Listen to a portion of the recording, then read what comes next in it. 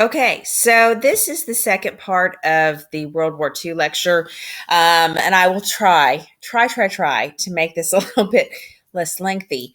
The first section where we talk about the rise of totalitarianism, I think, is very important to understand just as a person, just understanding government, just understanding politics, and really to have an appreciation for just really how great our country is, how great our democratic system is. And obviously, we've many times this year we've talked about the ways in which our system of government, our Constitution, our founding fathers, our citizens, our laws fail and don't do the right things. But man, when we get it right, we really get it right, and this is a country that goes through the 1930s and the rise of all that, of such awfulness. And we maintain that sense of democracy. We maintain a democratic system. And it's really kind of incredible. And I think it's worth noting, it's worth praising, and that kind of thing. So I'm going to stop, waxing poetic and talk about FDR. So this is a picture of FDR. FDR is kind of an interesting guy. I've told you a little bit about him as far as personally and his kind of rise to power and talking about the Great Depression. And we mentioned that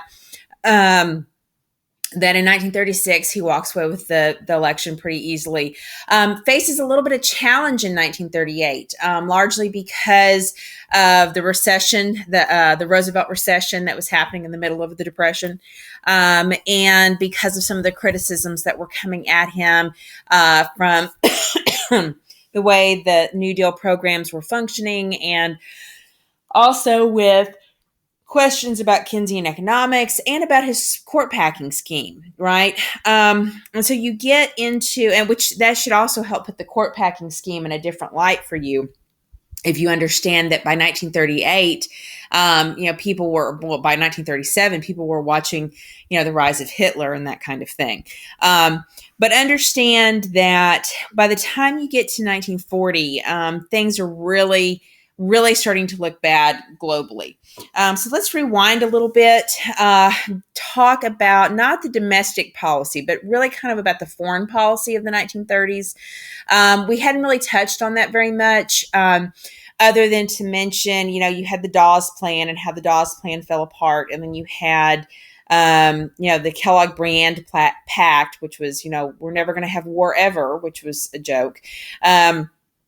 And in 1932, you have a Hawley-Smoot tariff that jacks up the tariffs in an effort to protect American manufacturing, but in effect only makes markets even tighter, makes money even tighter.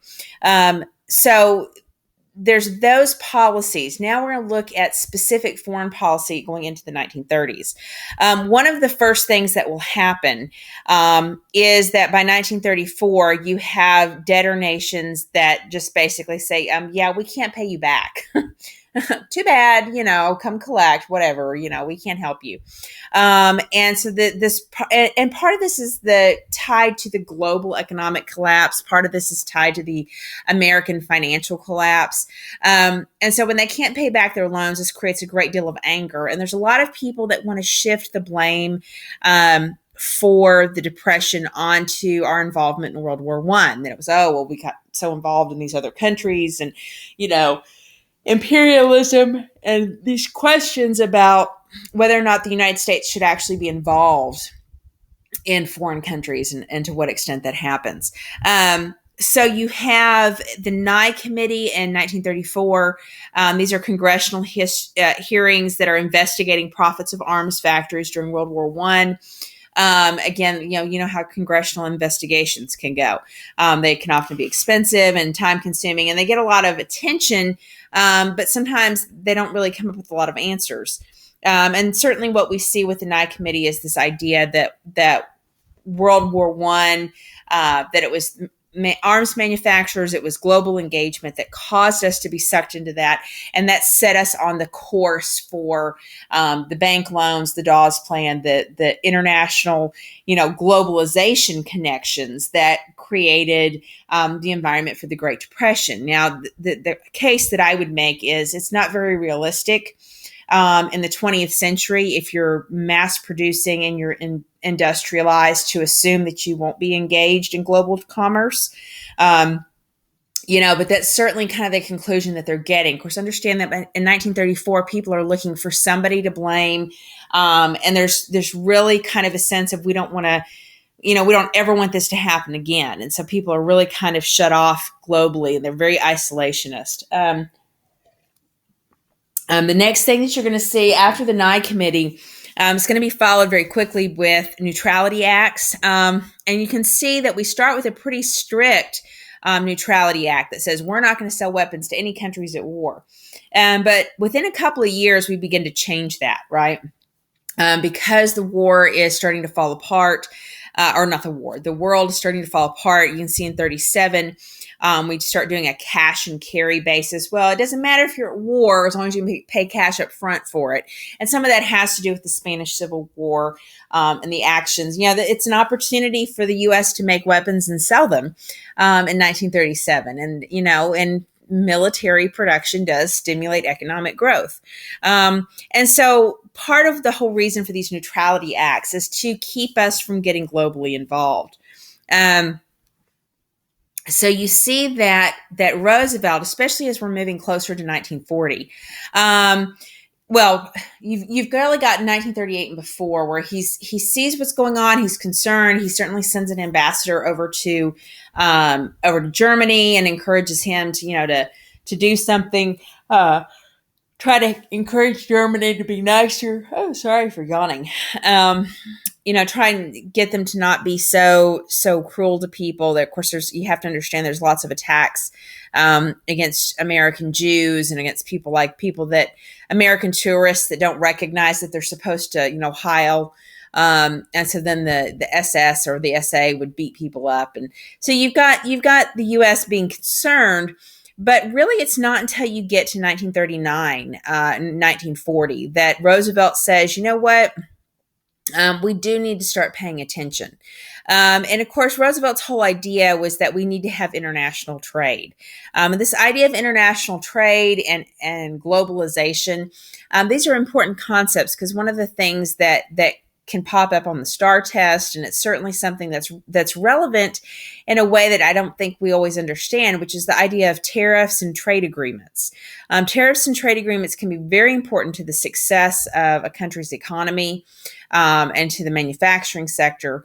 And we'll talk as we move into the 70s, 80s, 90s about things like the General Agreement on Trades and Tariffs and things like NAFTA. And the Trans-Asian Pacific Partnership, the TAP or whatever it is that's just been recently done, and the pros and cons of these kinds of agreements. Now, fundamentally, most people think that international trade is good, right? And this is certainly where Roosevelt is. And what will really begin to, I said you have by 1939, certainly, but when Japan goes into their full-on attack on China, you start to see that FDR begins to take some baby steps towards military intervention, not in using the sense of American troops, but certainly using the sense of American weapons. Because China did not declare war, they were being attacked, so we could now have an excuse to then send weapons in. And I don't know why it says see cartoon on page 602. Anyways, should have deleted that. So we have root causes for the Japanese attack are actually going to go back to the fact that by the time you get to 1939, understand that Japan invades China in 1937. You're going to have the period of appeasement in 37, 38, the idea of unification with Austria, the taking of the Sudetenland in Czechoslovakia. And by the time you get to 1939, you're going to have the non-aggression pact with the Soviet Union, which is going to allow Germany to prepare for an invasion of Poland.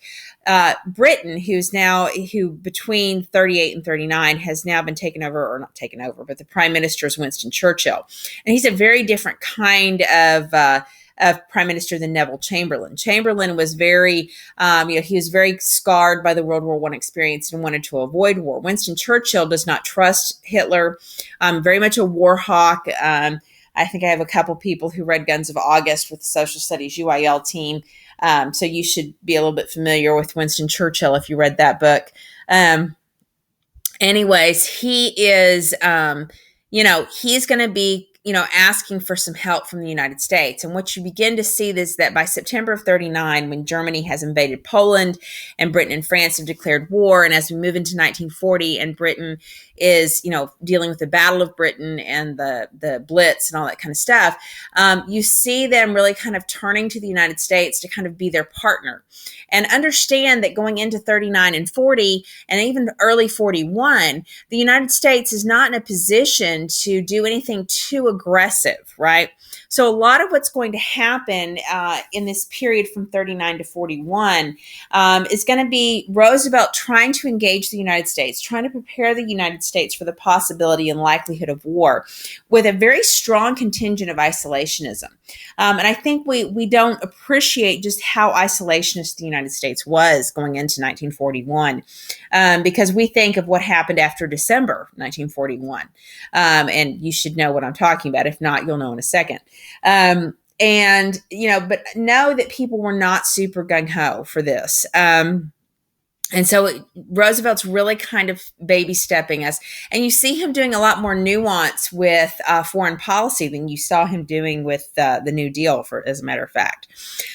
So you're definitely going to see that in 1939, we have another little bit loosening of the Neutrality Act, where we start to kind of shift, again, allowing people to buy weapons from us.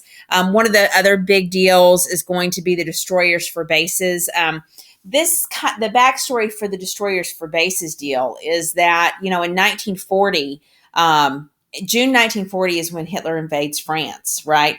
And when he does this, he ends up pushing out the British troops off of the port of Dunkirk, which I don't know if you're a World War II buff or not. But so they push Dunkirk. Dunkirk is this little bitty, little bitty base. Let's see if I can show you map of World War II France. And so you have this. Okay, where are you? Is that going to be it? So you have this little bitty place of Dunkirk, and the British kind of get backed up there. Let's see, this would have been where Dunkirk is, right where I'm pointing the arrow. So what will happen is the Germans will kind of isolate the British and they'll be forced to evacuate from Dunkirk. And when this happens, they manage to evacuate the soldiers, which is great, right? But they are not able to evacuate equipment. And so they lose a ton of equipment and ships and all this kind of stuff. And they're really struggling. And understand that at this point, Britain still has an empire, right? They still have territories all over the world.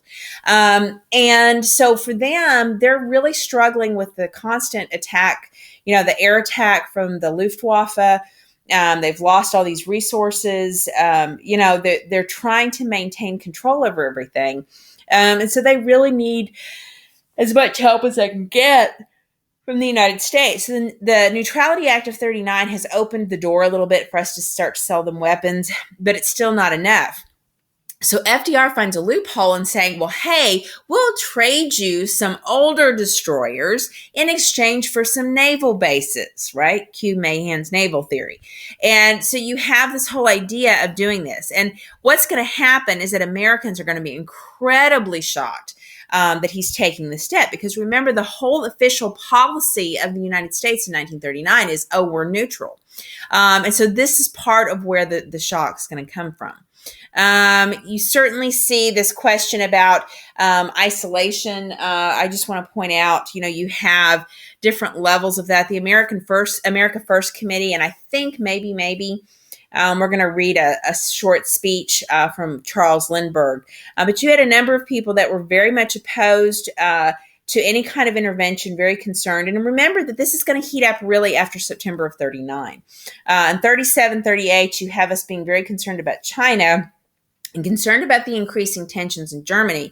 But it's not until you have really, late 39, early 1940, especially by the time you get to late 1940, the U.S. is really starting to be concerned. And a lot of that has to do with this relationship between Churchill and Roosevelt. Roosevelt will run for a third term in 1940, which is incredibly shocking. There's some people that find that very off-putting in 1940. Remember, he wasn't, even though he was incredibly popular, he was not universally popular. So people that didn't like FDR really saw this as kind of a power grab, and you can see why in the 1930s they would be suspicious of that, since you've got Hitler and Mussolini and Tojo and all that kind of stuff. But at the end of the day, most Americans by November of 1940 realized that the world's going kind of crazy, and there's not really an interest in shifting. Plus, you need to realize that the economy is improving quite a bit. And we'll talk about mobilization in the home front here in a minute. But you have the economies improving by 1940 because of gearing up for World War II, because we're essentially mobilizing on behalf of Great Britain. But that mobilization is stimulating economic growth, it's creating jobs, and it's really, in effect, getting the U.S. prepared for war, even though we're technically neutral in 1940. But just, I want you to be sure and understand this whole, that there's way more tension in 1940 over involvement and isolation and all that kind of stuff than I think is often paid attention to. It gets very easy to simplify this period. Now, to understand, people in 1940 didn't know how it was going to end up. And so there were people that were very concerned. The other thing you need to keep in mind is that you have the Four Freedoms speech. This is a famous speech by FDR. And I point this out because he gives the speech, I want to say, is it 1940 or am I blanking? Is it early 41? It might be early 41. So he gives this speech about the Four Freedoms, that the U.S. is defending democracy. And you start to see this development of FDR's policies to really be about kind of democracy as something we're going to defend. We're going to help Britain take care of it. We're going to export democracy to other countries. And so this is really kind of the solidification of America fighting for democracy in a way that we still continue to do now, right? So when we talk about the Cold War, and we think about the Cold War, when you read the National Security Council Memo 68, and we start seeing the U.S. thinking of itself as being responsible for protecting democracy, understand how important, how majorly different that is. The United States had always seen itself as kind of like the gestation, if you will, the birthplace of true democracy, of true Republican democracy. But what's going to be so incredibly different is that they're going to start to see them as being the protectors, right? In a way that even Teddy Roosevelt didn't see, right? Teddy Roosevelt wanted to protect diplomacy. He wanted to protect stability. And, his corollary kind of stretched the Monroe Doctrine that said, hey, European powers, stay out of the Western Hemisphere. But this is not just about keeping democracy in the Western Hemisphere. This is about taking democracy all over the world. So this is a pretty huge, foreign policy leap. And I sometimes think that we don't understand kind of where the origins of this mindset comes from. There's lots of pros and cons to that. But just kind of understand that you start to see the Four Freedoms speech. And that's pretty important.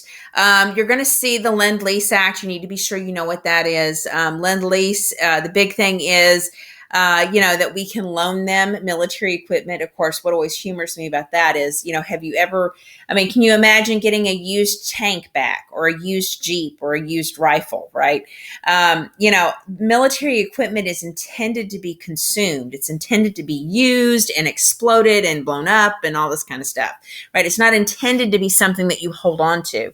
This is why that kind of military spending is not good infrastructure, right? Because it's going to get blown up. And so you have basically this Lend-Lease Act by December of 1940.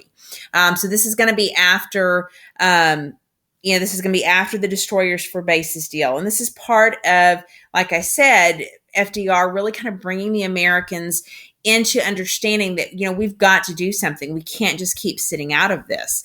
And I think we're probably going to look at a couple speeches, I think, where he talks about kind of our obligation, that there's a lot of threats that we have to take care of. And so what you're going to see, and the thing about the Lend-Lease Act is it doesn't just include Great Britain. It definitely includes Great Britain, but it also includes French resistance fighters. It includes the Chinese. Of course, unfortunately, because of our, confusion with China as far as like who's really the trustworthy, we end up supporting the nationalist Chinese, who are horribly corrupt. But I think I already told you about that. So you definitely see that there's that, but you're also going to see that that the Soviet Union is going to benefit. So the Soviet Union, who we didn't like in 1917, we didn't like in 1920. In fact, going into 1920, we were trying to help and aid the monarchists in Russia, in the Russian Civil War, and then of course after World War II, these are going to be our big enemies, right? But during this period of World War II, because the enemy of my enemy is my friend, right?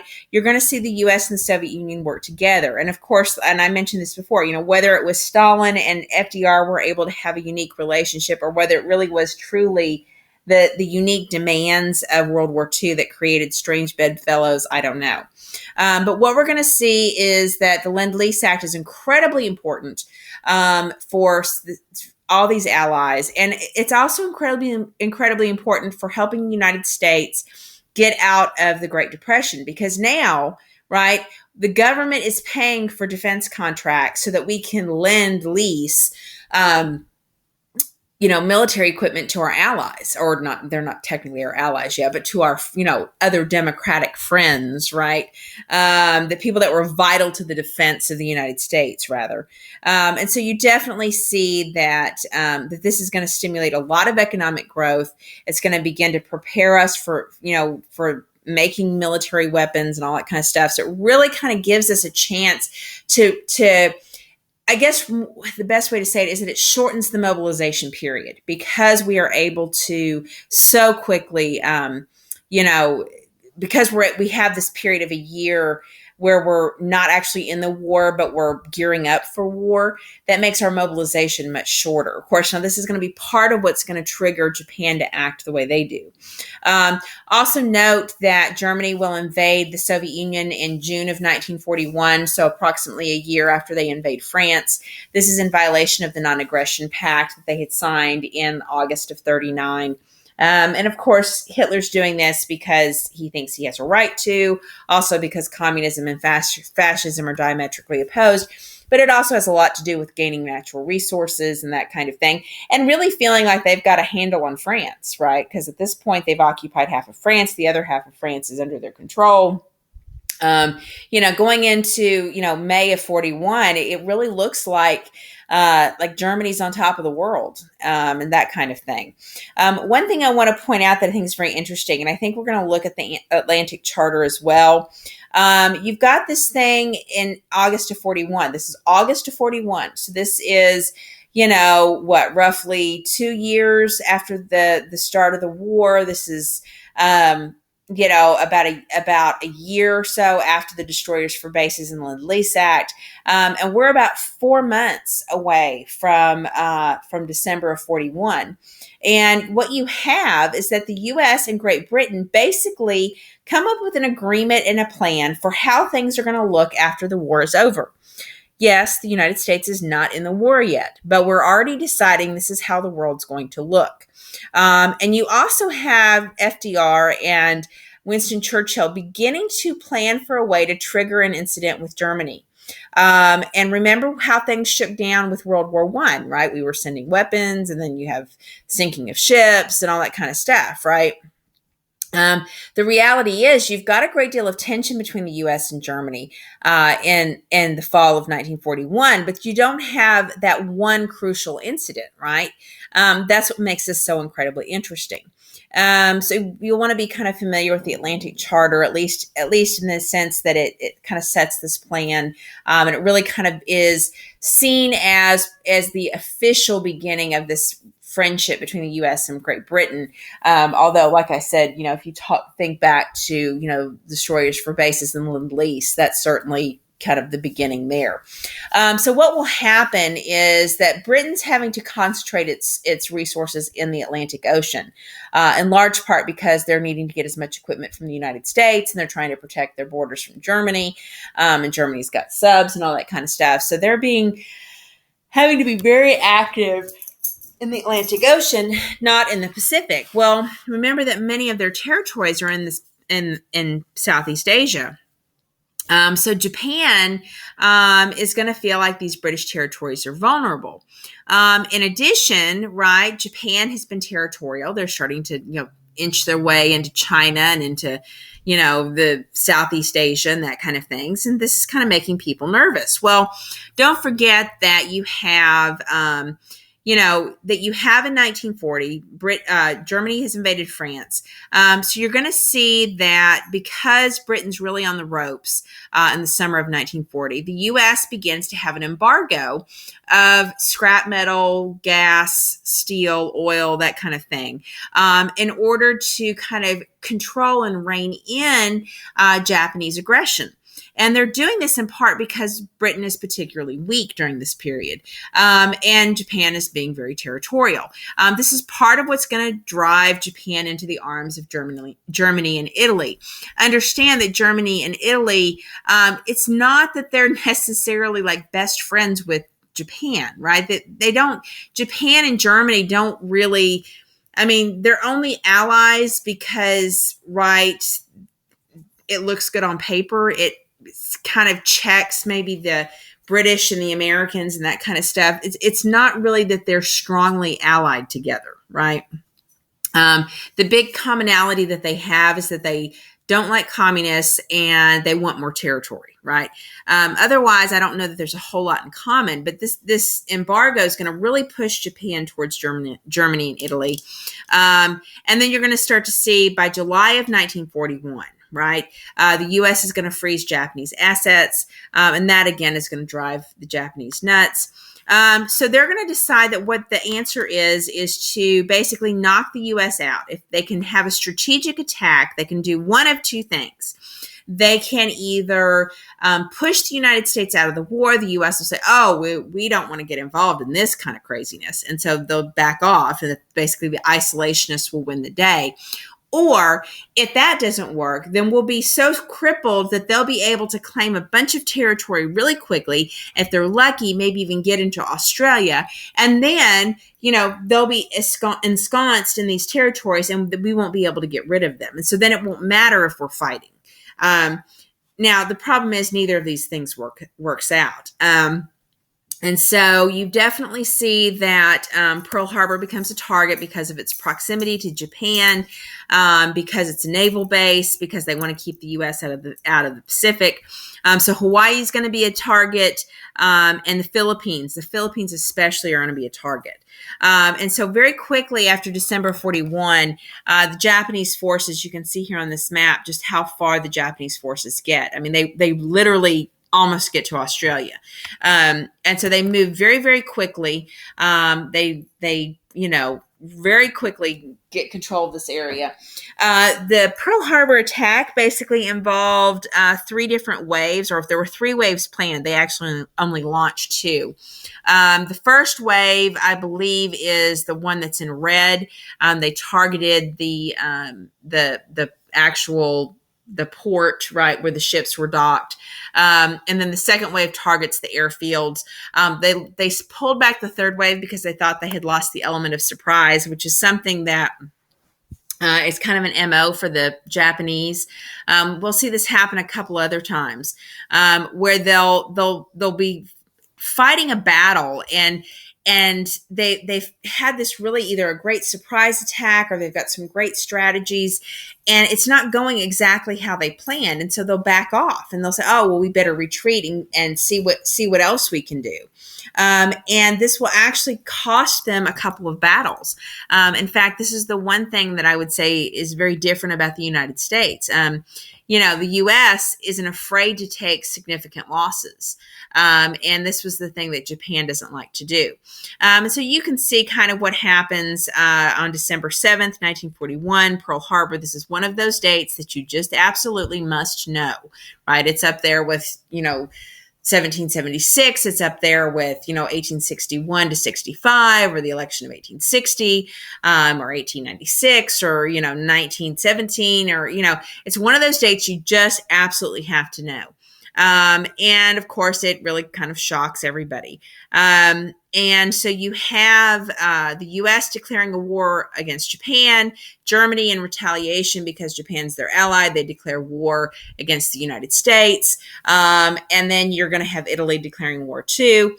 And again, you have kind of this, it's not really that Germany and Japan are best friends or that they really want to have each other's back. They're just hoping that if they declare war against the same people, that will divide the American resources, right? For Germany, they're hoping that that this will help distract Russia a little bit. And of course, by the time you get to December 41, Germany's actually doing pretty well. Well, I take that back. I mean, the winter has started in 41.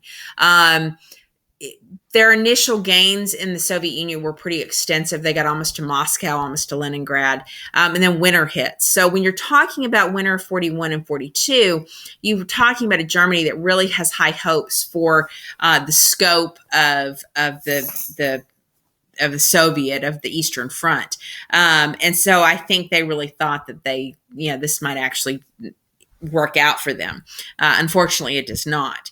And so here's some pictures from Pearl Harbor. Again, airfields, 2,400 Americans, some of them civilians. It wasn't all military targets. I'm going to try to show us some of these links, or you can pull up the PowerPoint and look at them yourself. That interactive map is really interesting. The Pearl Harbor address is really interesting. That's the day that will live in infamy speech.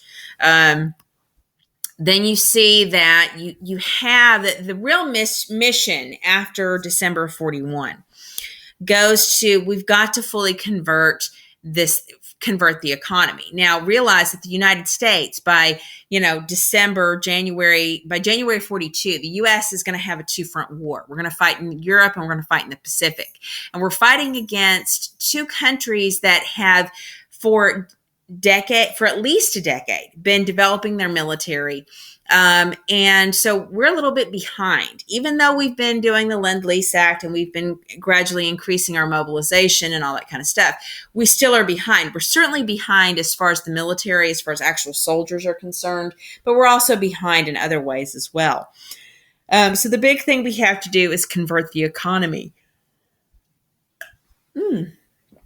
Sorry, I keep yawning. So that's one of the things that's going to be very important. Of course, this is part of what Churchill was hoping. So you're going to see that one of the developments is going to be the profit incentive. You have these cost plus contracts where basically FDR and the government guarantees everybody a profit percentage. It's not a matter of bidding for contracts or anything. This helps encourage people. The Reconstruction Finance Corporation is very important in getting businesses converted over to industrial production. You definitely see that you have this full conversion from consumer goods to military goods, and just massive expansion of industry. And of course, you have most of your major industries, your automobile industries, start making planes and tanks and you name it. One of the big things that I want to point out is that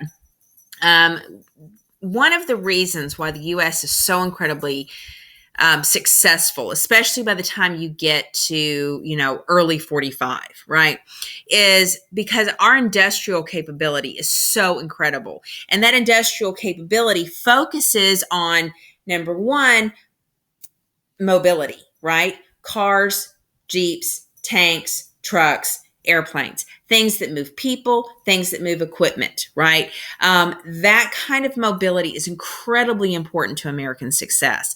In addition, we use the assembly line, right? This assembly line that allowed us to mass produce cars and mass produce refrigerators and mass produce radios now allows us to mass produce all this military stuff. And this is what's so incredibly important as far as the United States being able to really fight World War II. So be sure you understand the importance of mobility, especially, like I said, tanks and Jeeps and that kind of thing. Jeeps are, there's been a couple of different history specials that really talk about kind of the importance of things like the Jeep. Another thing is the Liberty ship. Liberty ships that sometimes occasionally pop up on a test, mostly because the Liberty ships, if you're going to make all that military equipment and you're fighting a two-front war, and the fighting is, of course, not in your own country, that means you got to get all that equipment overseas, right? Which means you need cargo ships. And so what they do is they create this mass production of cargo ships. And this is one of the things that we forget, right? We think about how we made all this military equipment, but we also made the ships to take the military equipment. And I mean, these ships were at one point we were making like 2 or 3 for every one that they could sink. I mean, there was just no way they could keep up, right? Especially when you understand that Japan is going to be put on the ropes. They're going to be on the defensive, that Germany is going to start to struggle with the Soviet Union. And so they're going to start to have trouble getting resources. And here's the United States with all this capability. War Production Board. This is an agency you need to be familiar with. We saw something similar to this in World War I. That was the War Industries Board. This is the War Production Board. And again, it's intended to coordinate production, make sure that people have the right raw materials, that you're making the right stuff, the right size stuff, all this kind of thing. Because if you're going to have this mass production, you have to have an organized system. The Office of War Mobilization helps. You're going to see that you have this movement towards building an army. We have to have a selective service draft that actually had been reinstituted in June of 1940. And, at first you have some degree of volunteers, people that are, patriotic, or young men that are looking for a job or whatever. But what will happen after 1941 is, massive numbers of recruits. And then you're still going to have the draft happening as well. And of course, part of where we get this term, a GI, a government issue, right, comes from the fact that you're bringing all these guys in, and initially they're getting, very basic equipment, right? In fact, in late 1940, some of them were training with broomsticks, right? Because we were so far behind as far as production. So you definitely have this whole experience of the draft and of basic training. If any of you have watched Band of Brothers or Saving Private Ryan, you should have kind of a mental picture of what these kinds of experiences did to these young men as far as creating this sense of brotherhood. And that's absolutely true. And so there's lots of, if you look at primary documents or primary, archives that show cartoons or movies or whatever, very clearly there was a sense of belonging and brotherhood there that was very important. So you have lots of guys joining the military. And of course, like we saw with World War I, if guys are joining the military, that means that there's job openings for everybody else, right? Particularly women and people of color. You also have African Americans. They serve in the military just like they did in World War I. You really have every type of American. It's not just African Americans. You have, Hispanic Americans, Mexican Americans. You're going to have American Indians. You're going to have people of all different, ethnicities.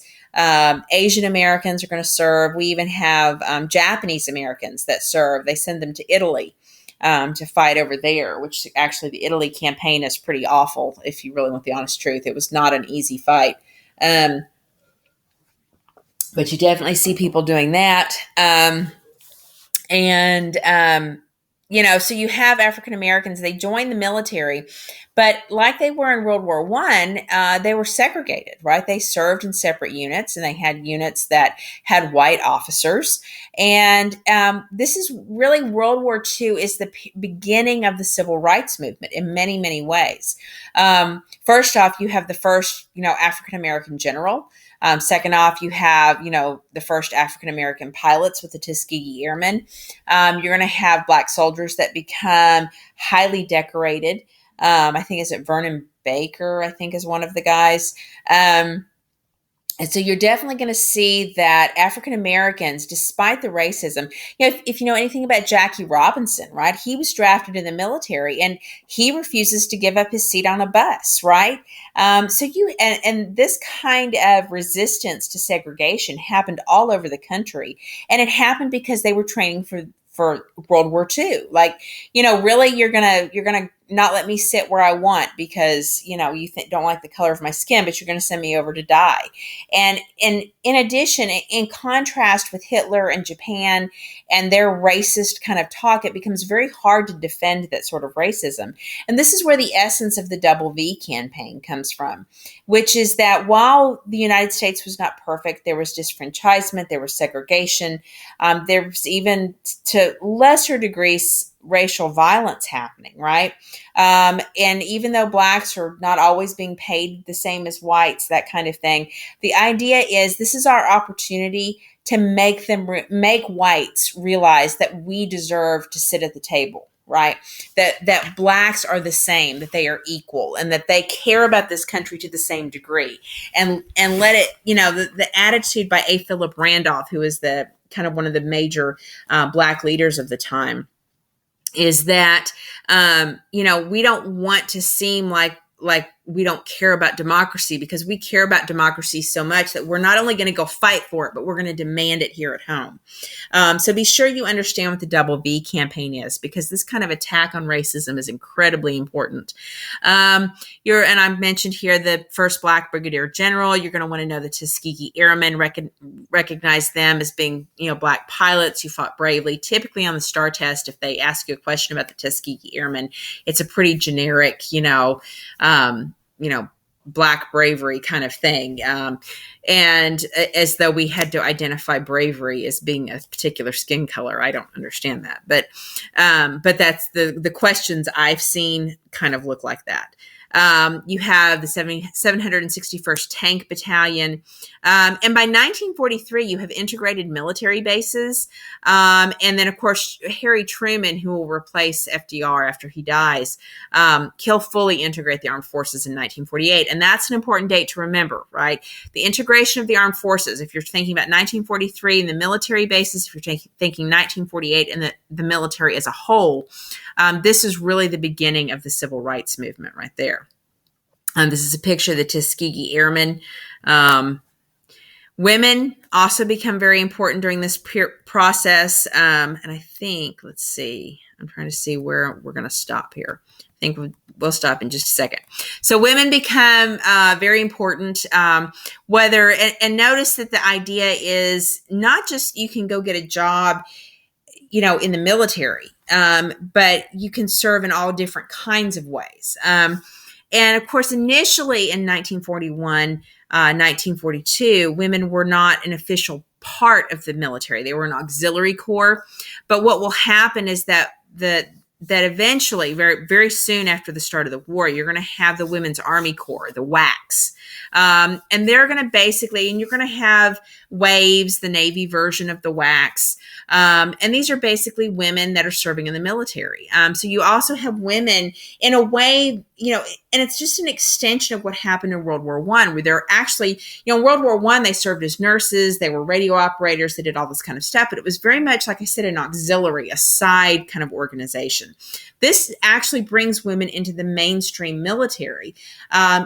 They're still typically serving in feminized jobs, radio operators, cartographers, nurses, that kind of thing. But they're now officially a part of the military. So this is not only an expansion for Black Americans in getting the chance to participate in fighting and having integrated armed forces, but now you have women serving very, very closely.